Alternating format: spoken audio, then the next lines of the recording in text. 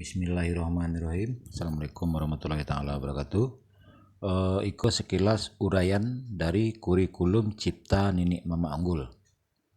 Jadi materinya tuh ambo bacokan yang tertulis di karateko. Materi asal kata atau makna kata dari ABS SBK per inisial.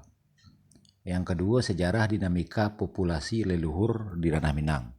Yang ketiga, makna tersirat dari banyak bahasa leluhur Minang. Yang keempat, solusi dari masing-masing perkara yang keruh dan kusut. Ampe kategori bahasa kurikulum. Jadi bahasa go kalau bahasa nenek mama angku tuangku pewaris kerajaan yo kesesuai gelar dia doan. Mode tujuh gelar bundokan duang. Mode tujuh gelar nan dipangku jo nan dibimbiang. Masing-masing bahasa itu ke bidangnya dia doan. Kanan cadia pandai pagaran kokoh malin menti jadi balang khusus itu dua kawanan beliau-beliau itu sampai antara ngadenan galana lain karena masing-masing punya coki, punya kelebihan, punya kekurangan. Nan jadi langsung ke materi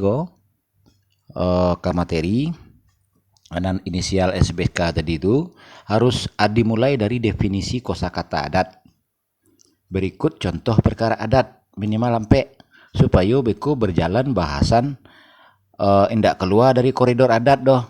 Nanti jadi kini oleh Inye Eyos Papati, Mak Kati dan lain-lain itu tuh dia bicara adat tetapi yang dimaksud adalah budaya. Anggapannya itu adat padahal itu budaya. Makanya harus jalih dulu apa contoh perkara adat. Sesudah itu minimal harus tahu alih bahasa Indonesia Basandi. Sesudah itu harus tahu apa itu syarat yang ada dalam ABS. Paham?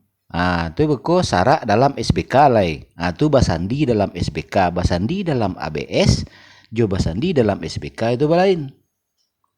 Baik.